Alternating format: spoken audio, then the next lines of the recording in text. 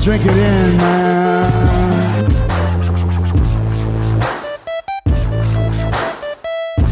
Touchdown, Detroit Lions! Cornbread! Cornbread! Cornbread! Drink it in, man.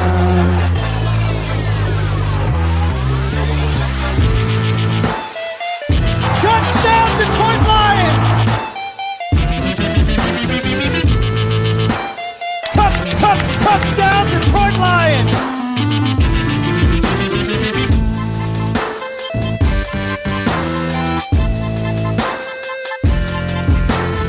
Cornbread!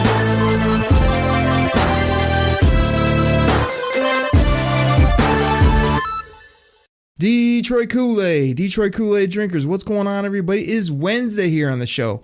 You know this is Detroit Koolaid Cast. I'm your host, Derek Oakrey, and I've got Logan Lamorandier, Sports Illustrated All Lions, coming in here on a Wednesday right before Christmas to talk some football, talk about a Lions W, and get into all types of other things here on the show. Logan, how you doing this week? Doing great. It's a great week to be a Lions fan. Man, it's perfect to have you on. We always love talking about a W. We might get into that to the back half of the show about W's versus draft picks. But before that, I just want to get right into it. Let's talk about it, man. From the first whistle to the final horn, the Lions played great football against a great team with a not so great roster on their side of things and just absolutely beat down the Arizona Cardinals. You had to love everything about this game, man. Oh, yeah. Well, I will say the first offensive snap for the Lions, when it ended up in a sack, I was like, oh, here we Come go. on.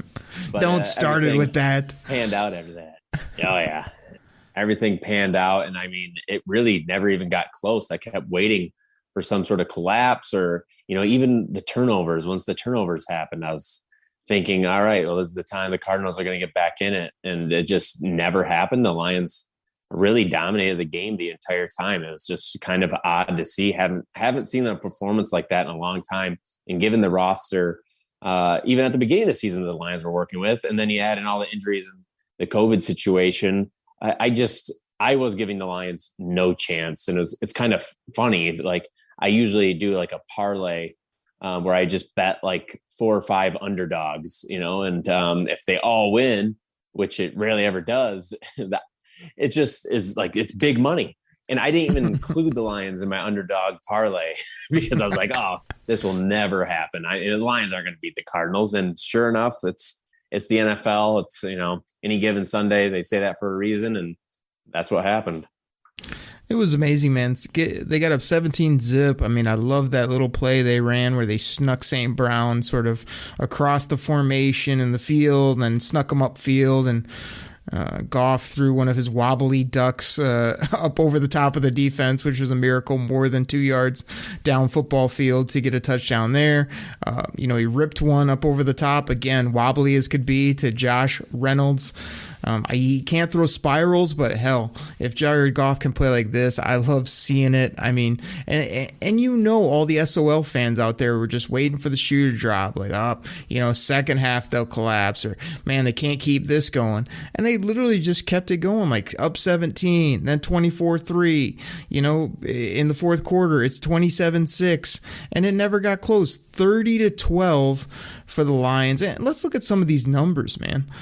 Craig Reynolds, 26 carries, $112 for Netflix, the guy that just got off his couch, put him in a couple games. You got to drink that in. Drink it in, man. What'd you think of Craig? I think this guy's got a good build. He runs hard. He breaks tackles. I like a lot of things I see from him. Yeah, Craig Reynolds is... he was doing it all preseason too, and that's the crazy part. There's a lot of preseason all-stars, and then once they start playing against the first teamers and legit defenses, it's like they have issues. But Craig Reynolds was breaking tackles and having huge numbers for yard after the carry in the preseason.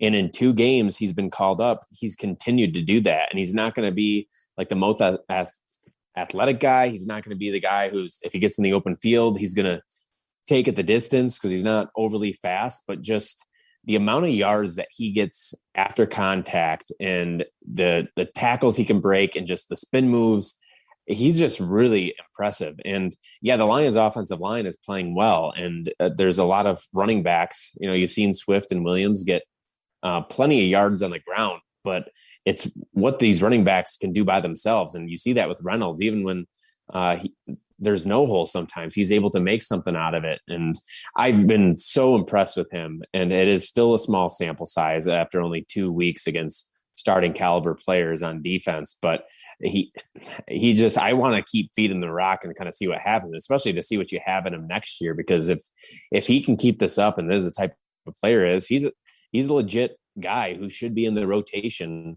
for running back. So I can't say enough about what he's done so far. I've just been super impressed.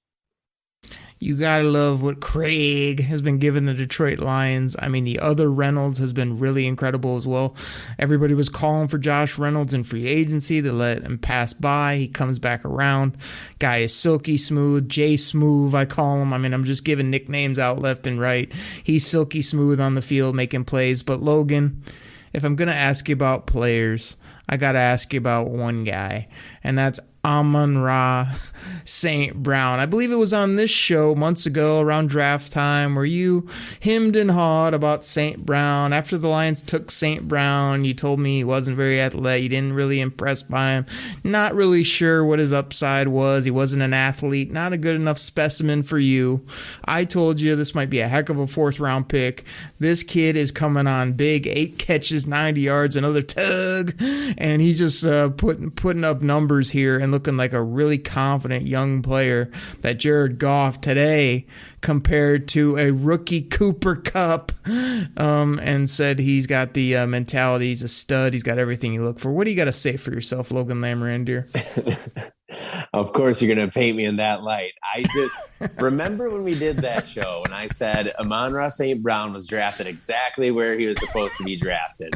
I think he was like my 116th player and he was drafted like 111th overall. And I said he was going to probably put up stats because the Lions are going to need him. And he has. He's been actually very good the past few weeks. He's really come on, just very reliable, catching the ball, which is really nice. He can get open. He's tough to bring down. So it's been good to see from him because he started off slow and that had me a little worried, but just that role that they have him playing now where he's lining up all over the field and just getting the ball in his hands. He's just been very reliable, which has been good to see. But I know you were going to try to make me into an Amon-Ra St. Brown hater. And, I guess you could call a little bit of hate, but lately, yes, he's been exceeding my expectations of late. But, I hope he continues. And I think it should because it looks like they've created a role for him in this offense. So what you're trying to spin and tell the people is you've been drinking that St. Brown Kool-Aid all along. Is that it? No, I probably haven't been drinking the Kool-Aid all along, but is this a guy you're going to want to be a wide receiver one? That was my, whenever a player's drafted, there's always fans that are like, this guy's going to be, the next, he can be a starter. I'm like, oh yeah, he can be a starter, but I don't know if the Lions still need another receiver opposite of him. And Josh Reynolds, as you mentioned him, is also come along. It's kind of been weird that Jared Goff is and actually Dan Campbell even calling plays just with their entire offense has looked a lot more smooth and more like a normal offense. They're still a little run heavy, but they're not. They're more well balanced and taking some deep shots downfield. And I think a lot of it's to do. You have to give credit to Reynolds and St. Brown and even Goff. So they've looked good, all three of them. Now, real quick before we keep the show moving, do you have a theory, a hypothesis on why Jared Goff cannot throw a spiral? I mean, I've been quoted on this show the last few weeks of saying he can't throw. I've said that multiple times. And even when he's playing well, I mean, the ball looks awful out of his hand. I mean, I don't understand it. It's like I almost can't root for him until he can throw spirals and throw good passes more than 6 yards downfield. It's always wobbling. It's always disgusting, but it gets there sometimes. Do you have a theory on this? small hands. He does have small hands, and that's why he has the turnover issues. That's why the NFL cares about hand size for a quarterback, especially gripping the ball. But it's pretty typical that, the bigger your hands are, the better rotation you get on the ball. But as long as it gets to where it needs to be, I don't complain about it all that much. And, a lot of times when you have a tighter spiral, you can be a little bit more pinpoint a little bit better, and just it goes more where you want to go. The wind doesn't catch it if you're playing in wind as much with a spiral, but I don't know how he can't throw a spiral. It's kind of odd to me as well, but as long as it gets to where it needs to be, I'll let it slide.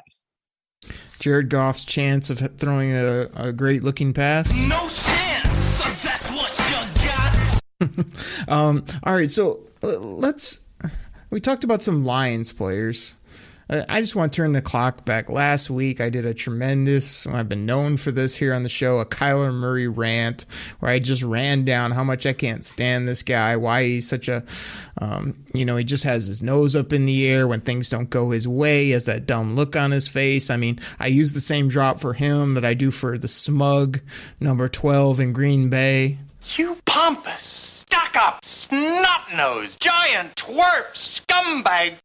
That's Kyler Murray in a nutshell, and I loved just seeing him get beat down from front to center. He didn't know what to do. He had no answers. I don't want to hear about how great he is at running. He didn't run anywhere on the Lions. I don't want to hear about this rocket arm he has. He didn't throw any good passes. My thing is, he tries to throw sweet passes. They're usually way over people's head, in the dirt, off target. I'm not sold on this guy at all. There's no way I'd want him as my franchise quarterback. He's pompous. He's arrogant. He thinks he's the best thing going. And on Sunday, when the Lions took it to him, I mean, he looked marginal at best. I loved it. What about you? It's kind of odd. Obviously I watch all the Lions Cardinals games, and he's never really played all that great against the Lions. And even against this Lions secondary that they brought out last week with Will Harris as a starting corner, he still only had a 73 quarterback rating. And it's just kind of odd because I've watched other games where he's played well, but I feel like there's been plenty of times I've watched Kyler Murray. It just hasn't been super impressive. Now, what he can do on the ground, he's fast, and the Lions did a great job of keeping him contained. But I'm not quite sold on him yet either. I still think he's a good quarterback. There's a reason he was in the MVP race. Maybe he isn't after what happened with the Lions, but it's probably just more of a weird coincidence that I feel like whenever I see him, he just doesn't have a great game. And I'm like, what's all this talk about? And then I see some stat lines from other games. I'm like, oh, he tore it up that game, but it is weird. Yeah, my whole thing is just not franchise, centerpiece quality in regards to his mentality, how he carries himself. Like, I definitely hope the Lions, the next big name QB they get, is just somebody like this whole city can be proud of and can believe in, and not somebody that's just fast or just somebody that can throw it, 70 yards. You really do got to have that certain sense about you where everybody can rally behind. I wouldn't be rallying behind Kyler Murray for nothing. So, anyway, let's get back to the Lions. Like Charles Harris, man, I think we got a great find in this guy. He's all over the field, all hustle, making plays. I mean, a former first-round pick, way off the radar, almost out of the league. And now he seems like hopefully the Lions keep this guy around because, I mean, he's balling out week after week. Love what I'm seeing from this guy. Yeah, I mean, he's getting a pretty good opportunity too.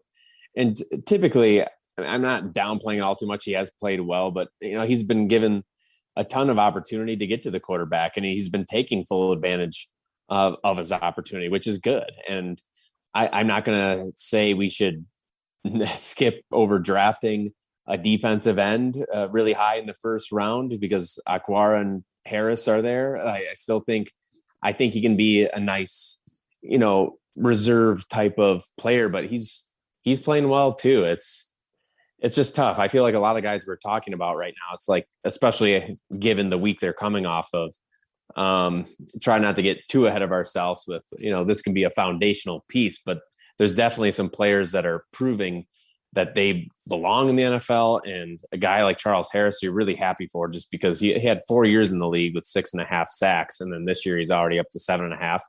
And he's just, maybe it takes a little bit more time to develop for some players, but I don't know. It's it'll be interesting to see what the Lions do with him in the off season, and kind of if they try to bring him back or what they exactly want to do with him, because he definitely has proven his worth this year that he can at least be valuable getting to the passer in certain spots. Well, the big thing there is I really don't think, I know you don't think Charles Harris is like a foundational piece, but I think the approach the Lions took is sort of, let's go in with this kind of low-level roster. Let's find the diamonds in the rough. That'll be kind of the middle or the bottom third when we really start putting a better team out there overall. And they're really finding out who those guys are, whether it be Harris, Jury Jacobs, who's now hurt. That's my guy. It's spelled Juurrryyy.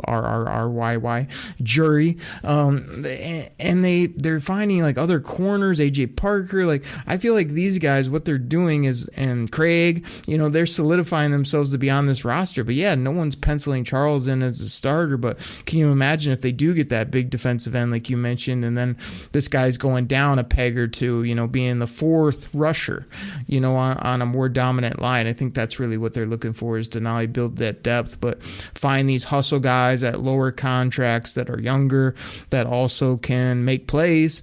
And then if you fill it in with premier elite guys in front of them, that can only help your football team both now, in the future, and just roster building. I think it's kind of a smart tactical approach, especially in year one of this whole retool rebuild that they're doing. I think it's kind of a sneaky move by Brad Holmes and company to walk out of the season with 5-6 guys who are like, man, never would have thought of that guy, but he's on the team and he can help us when needed, type of thing.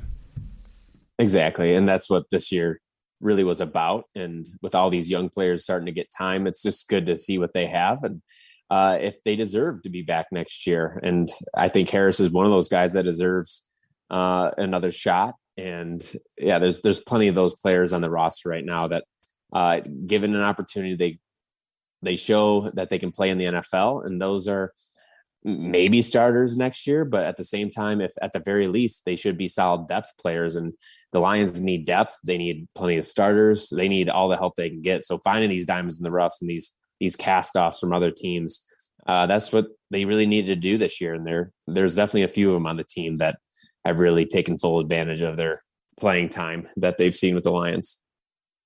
There's no doubt about it. Let's end this first segment with this. I mean, my buddy at Chops in the D on Twitter comes on here, and this guy, I mean, man, does he love him some Jared Goff. He's been rooting for him. He said he was going to be good from day one. It took me about 4 or 5 weeks, and I was like, this guy can't throw. He can't play. I'm done with this guy. But Chops has hung in there with him. And here's the thing. I felt like Jared Goff played with a ton of confidence in this game. Dare I say swagger all day long. You go back and watch the tape. Like, when he's running his play actions, he had some snap to him, man. He was like faking that ball, getting his head turned around and throwing with purpose. I absolutely love to see it. Again, the throws were wobbly. They were not spirals. They looked kind of like a 5-year-old throwing to his dad out in the front lot. But they got the job done, and he was even taking late smacks from the Cardinals and getting back up. He got hurt. He came back in. He got like a cheer from the crowd. Jared Goff, man, 21 out of 26, 216 and 3 tugs. I mean, a hell of a performance by Goff. I mean, on the show here on the Koolaid Cast, it deserves a Frank Ribble quad wow. Wow! Wow! Wow! Wow! That was my reaction, I think, when Jared Goff came out the woodwork. Not only this game, but the last few games, and has played good football. I mean, what's your take on it? Yeah, he's definitely improved. And I think the offense I kind of mentioned earlier is just Dan Campbell, when he first took over play calling duties, seemed like a very bland, run-heavy offense that was not aggressive at all, wasn't taking any shots.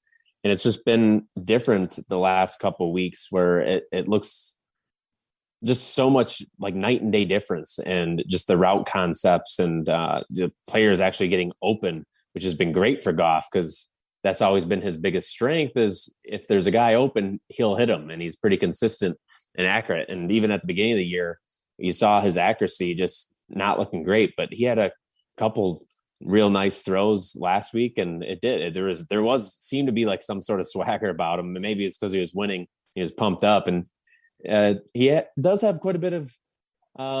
He's been pretty good against the Cardinals in his career too. So maybe he felt more comfortable. He's like, "Hey, I got these guys." But it's really tough to explain. He's been up and down this year, and I think we're still at the point where, he's a replaceable quarterback, but he looks a lot more serviceable than he has.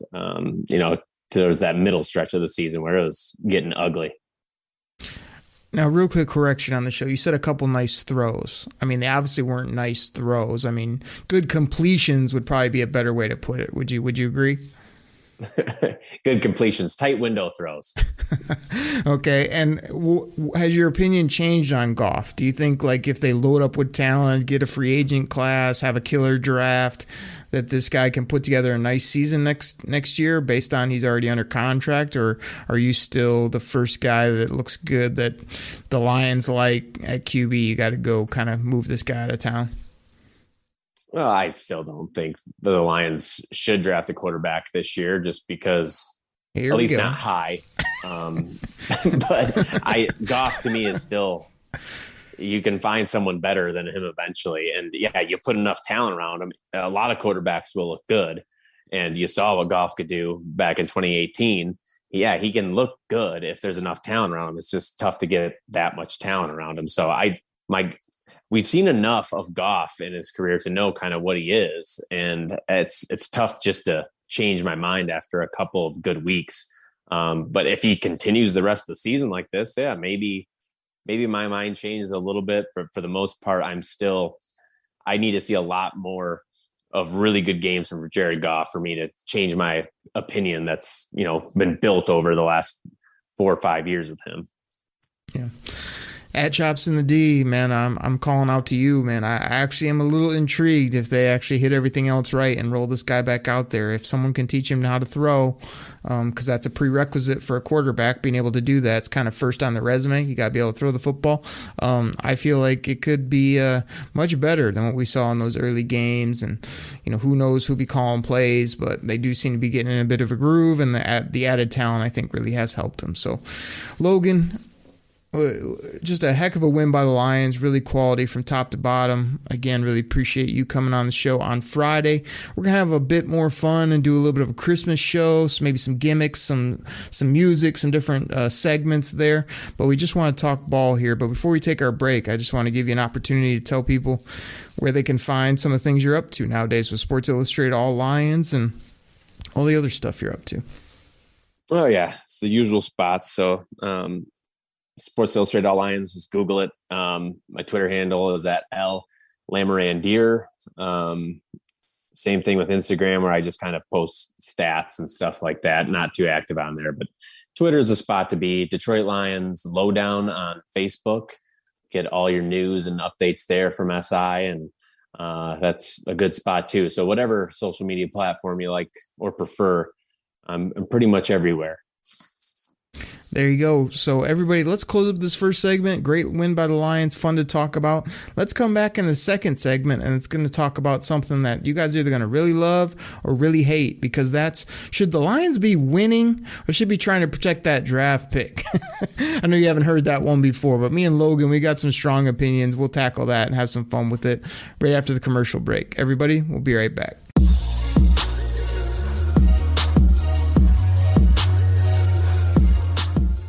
All right, everybody. This goes out to my fantasy football fans out there. Now, you probably heard about Reality Sports Online, the most powerful fantasy sports platform where owners can build and manage their fantasy team like a real NFL general manager. But the question is, have you tried it? I mean, we're talking free agency, multi-year contracts, rookie drafts, multi-team trades. You can put franchise tags on guys. It's as close as you're going to get to being an NFL GM. But do you think it sounds complicated? It's not. I'm here to tell you it's the best thing about Reality Sports Online is it's just more fun than your normal fantasy league, but it doesn't take barely any more time. After all this, are you still not sure? I mean, come on now. You can test your general manager skills by going over to Reality Sports Online, call it RSO. Please go check out realitysportsonline.com right now.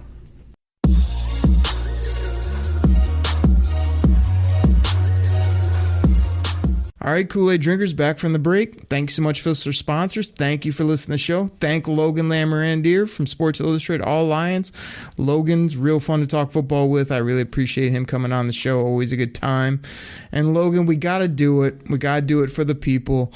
When the Lions are out of it, when any team is out of it, should they win? Should they protect the draft pick? I've been quoted on the show of saying it's not smart to keep winning, but it was fun to beat down the pompous Kyler Murray and company and just see a dominant victory. Let me start it with this. These people that say winning is fun, I don't know. I'm not a fan of that argument. It just feels like, the wins don't really matter. So when you say, oh, it was a fun, I enjoyed it, that's not enough for me. But I come back to, yes, it was fun watching them beat them down, but the satisfying part to me, or the reason I'm fine with this W, is because there's no top-level quarterback at the top of the draft that you have to have. There's also 2, 3, 4 players that are all pretty similar, so you can drop a spot or two and feel good about it. But I just feel like fun's not enough. You have to say they needed this for the rebuild, for Dan Campbell, for the team, for there was lots of reasons why I think this one mattered, and it wasn't against a struggling Chicago team or the Jaguars, right, where they got a couple wins under the last regime and those didn't matter.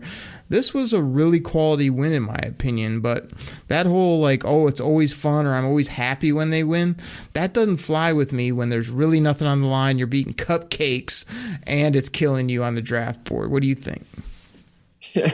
I've kind of been team tank this year, and not that I'm actively rooting for losses. It's just more so knowing that the future, you have better. It's just nicer to be able to draft the exact player you want if you have the number 1 overall pick. But we see it every single year. There's always a good player available when you're picking, especially in the top 5. There's going to be a really, really good player available. You just have to make the right pick. And so even with the Lions, you mentioned how, it would be nice if there was some elite quarterback coming out that was a surefire, number 1 overall pick. And yeah, that'd be great. And it might hurt the Lions, but there really isn't that this year. The top 2 players right now are edge defenders, and the Lions could use that. So it's, in a weird way, I really, to get this win against the Cardinals, a really good team, I think it's such a confidence builder. It gives credibility maybe to Dan Campbell a little bit that he does know what he's doing. And all these young players, they kind of need wins like this. But at the same time, it's just, there's pros and cons to each side, but I just know there's always going to be a good player available. You just have to make the right pick when you're on the clock. And I think the Lions did that last year, even though they went down to pick 7, they were still got a really good player. And no matter where they pick this year, there's going to be a good player on the board. You just make sure to take the right one and keep building that way. I think the only way it ever really hurts is if you're a quarterback away or something, and that quarterback would be available if, you hadn't won so many games. But it's one of those things. I don't get too upset about it. It happens. And that's just kind of where they're at. The Lions shouldn't actively be trying to lose games. I agree with you, but first of all, of course Dan Campbell knows what he's doing. Of course he has a plan. We're going to bite a kneecap off. We're going to smile at you. We're going to take your other kneecap. We're going to smile at you. And when we do, we're going to take another hunk out of you. We're going to be the last one standing. All right? That's going to be the mentality. One of my favorite tweets this week was just Kyler Murray standing there with 2 smiling Dan Campbell faces on both kneecaps. That made my day. A horrible Photoshop job, but funny nonetheless. I agree. They're not going to lose on purpose. Your team tank. So I want to come back to you quickly and say, okay, team tank. As you're watching it unfold, are you enjoying it? Or are you sitting back there frustrated because it's not your grandiose plan of 3 years and then plug your quarterback in and away we go type of thing? In the moment, it's very enjoyable. that's the struggle, because it's just great at the time. But in the back of your mind, you're like, well, what's going to happen to this draft pick right now? And then, once the draft comes along, maybe if someone goes the pick ahead of you, you're like, why did we have to win that game, last year? Like, that was meaningless. But it just felt different beating the Cardinals, tied for the best record in the NFL, the Lions' worst record in the NFL, and the Lions made it happen. They won. They pulled a huge upset, and that just rarely seems to happen with the Lions. You see so many other underdogs always winning games in the NFL, and it seems like it never happens to the Lions. So I enjoyed it, and actually it'll be the highlight of the season, and I hope that I remember, this feeling that I had, once the draft season comes around. And I feel like I say it every year around draft season. I was so happy for a win during the season, and it's like once the draft comes, you just kind of got to remember you're trading happiness now for down the line sometimes. Logan, this feeling is going to become more regular, my friend, here once we get this team together more. But you can't play that, because you could also go, oh, well, what if this, what if that, what if these players stay healthy? That's that whole game that people play after the fact. Like you said, in the moment, you take it for what it is. Now, there's a couple other points I have kind of on the different takes. Now, some of the people on Twitter that are coming at people saying, how dare someone say, worried about draft picks? We got to, always win. Like, that's the other extremist, which doesn't make any sense, because that's using no brain power on, like, okay, let's say they lost all these other games, and then you want to go beat up the, Packer team at the end of the year and cost yourself. Like, no, this was different, as you said. So, yes, it does matter. The draft pick does matter, whether you're first, fifth. Yes, you're going to get a stud player regardless, but there are, little spots or ticks down that matter. So let's not be all one way, all the other. Also, a lot of people will say, like, this might, win a few games. I'll carry over to next year. I don't know that I buy that argument either, because you're going to turn over 40-50% of your roster. It's a long off season. You got a whole new team of guys, whole new group of players. So I don't know that because you won a few games at the end of the year, you're going to just tear it up next year. But I do think there is something to be said with building that winning feeling, that culture, that, like you said, kind of motivating these players to say, like, hey, look what we can do if we really believe in our coaches, the plan they put together, and go out there and get after people. I do think that's pretty valid. It's tough to quantify how much of this success in 1 week, will carry over to the next season, because there's going to be a lot of new players. That's why I just think it was a good look for Dan Campbell. He kind of needed something like this. It's a signature win for him in a down season, in a rebuilding year. He's able to knock off one of the top teams in the league when no one was giving him a chance. Like, that's just, it's tough to quantify just how much of a confidence boost this is, and if it carries over to the next season or not. And how I am. I like stats and hard data, and when you can't quantify something like confidence, I'm skeptical about it. Yeah. So here's what I'd say too. So they tied Pittsburgh, and that was like, that was the old, I can't believe we didn't win. Or a lot of people, you knew the Lions would find a way to tie, right? They won't win any games, they'll tie. Well, then they came back and they beat a ho-hum kind of Vikings team at the buzzer, which was super fun. We've been used to seeing those. And people were like, they got their one lucky win at the end, and a tie. Okay, they won't, have that O in the win column. They won't go 0 into all this stuff. To me, this put all that to bed, because even if they wouldn't have won the rest of the way, you could have said, well, man, if he doesn't make that throw at the buzzer, they don't win. Hey, if this happens, like, they don't get that tie.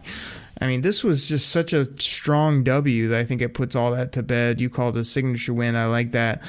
The other thing I just kind of hit on too is, like, the draft pick position is important. I mean, everybody that wants to just always win, always do this, like, I know there's some people out there that take it extreme. I love the NFL draft, but I feel like I can find great players in those first couple premier rounds.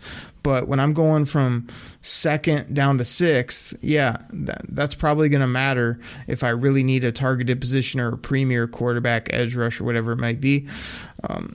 So I just think you do have to put a good amount of weight on that, especially once my argument for the last bunch of years here on the show has been, like, the minute you're done and there's nothing to play for, like, there's no reason to win. And I think that's almost valid for teams that are established, but in this new regime, Dan Campbell struggling, all the stuff going on. Yeah, there's a little bit of an asterisk there of like, it's a little bit different scenario. So I'm going to treat it a little bit different. But I also do feel like, if you can't make the playoffs and you're, one of the worst teams in the league, your next goal is to hold on to that top selection and make that count. It is. And it's a tough argument. It really is. So I can fall on either side of it depending on how I feel like, but me, I'm a big draft guy, and I think draft position is important, but we've just seen it so many times where the Lions have drafted players, and the players behind them who are selected are the ones who, make huge impacts for the team right away and become Pro Bowlers and all pros. It really comes down to, if you have a good general manager, it shouldn't matter all that much. And the Lions aren't in a position right now where they have to have a certain position. There's certain positions that are definitely more valuable than others, but at the end of the day, the Lions, they just need talent anywhere, really. And if it's a elite safety, that could still help out a lot too in the draft. So it's not, to me, this year is just looking at the draft board and how things are shaking out. It's not all that. I don't think it's such a big deal if the Lions are at 2 or 3 as opposed to 1 in this year's draft. What's your confidence on a 1 to 10 with Brad Holmes based on his draft last year and a couple of the moves he's made? Where are you at on that scale with him right now? It's still pretty high. I mean, he took a chance and just, everyone's going to criticize his receiver moves, but those are cheap receivers. I mean, those guys didn't cost anything. They were bottom of the barrel type of players that he was just given an opportunity to, and they didn't work out, but he's found a couple other receivers that have been able to step up. And that's looking at his draft picks. I think overall the Sewell pick was a great pick. Onwuzurike is still kind of, coming along. Ali McNeil, same thing, as a nose tackle. He isn't seeing the field a ton, but he's made some plays here and there. If he has had his own share of injury issues, and Amon-Ra St. Brown is looking like a good pick. He's been a little iffy. Logan, I got to circle back to the question. 1 to 10 scale, where you at? Oh, I forgot there's a 1 to 10 scale. I'm probably at first year. I like the direction he's going, so I'm still going to say I'll go 7.5 because it's close. But I do like the direction. I think what he's doing and kind of how he built the roster in year 1 of a rebuild, I think he did it the right way. So as far as personnel selection, I think it's the true test will be this offseason when he has some money to work with in free agency. If he cuts some players that probably aren't living up to their paycheck, and he already did that last year. And that's why the Lions have a ton of dead cap this year. Just everything he's done, I've really agreed with for the most part. Jared Goff might have been the biggest question mark I had when he did. It seemed like he committed to him when he gave Goff that restructure of the contract. So, but it's not going to be all that big of a deal. I think the cut Goff after 2022, it just adds a little bit more dead cap after that, if that were to be the case. But long-winded answer. I'll go 7.5. Just sitting over here listening to you, man. You ran down every draft pick we got. You went through all of his personnel moves, and then you gave me a 7 and a hook for the answer. Like that, if that's not Logan Lamorandier here on the show, I don't know what is. Unbelievable stuff, man. But let's end it with this. Like my thought, at least. And you hit on a little bit earlier, losing on purpose is just something that players and coaches don't do. They don't think about it. It doesn't even come into the equation. So fans and people can talk about it all day. When you strap it up, when you're in that locker room, when Dan Campbell looks at these men in the eyes, man, they're trying to go beat the team in front of them at any means necessary, and especially in this type of way where they come out and dominate from start to finish, 130-8 against Kyler Murray and the Arizona Cardinals. So Dan, freaking Campbell. This was a great win, a great one they had to have. They're not thinking about draft picks. They don't care about next year right now. They care about right now. So I thought it was great. I still think the draft is ultra important, but where they're at as a franchise, the fact they need to win, I was totally on board with this from the get-go. Yeah, no, it's fine. I don't have any complaints right now. And just like I said earlier, it's going to be, this offseason will be a key indicator of just what type of GM we have in Brad Holmes, because I think he's going to have, obviously for 2 first-round draft picks and have a little bit more mobility in the free agent market, which we'll see if we can find kind of some guys who come in at a bargain and maybe outplay their contracts. I'm over here trying to look for the Herm Edwards drop. You play to win the games. Hello. But I can't find it. So that was the best I could do on the fly. But like you say, Logan, let's go ahead and close this one up. Really appreciate you coming on the show. Lions whooped the Cardinals. Kyler Murray with that dumb look on his face. Lions players that were on the street working at the bowling alley coming up big to make plays. Your favorite rookie and mine, Amon-Ra St. Brown, doing big things. And we will see what happens moving forward with this team. But it sure was fun to watch, man. Really appreciate you coming on the show. Good times as always. Of course, yeah. Great time. Looking forward to Friday. Everybody catch us Friday for the DKC, Detroit Koolaid Cast Christmas. We'll catch you then right here on the Detroit Koolaid Cast. Take care, everybody. We're out. Pack the bag, start the plane. This game is over. It is over. What a comeback by the Lions. Drink it in.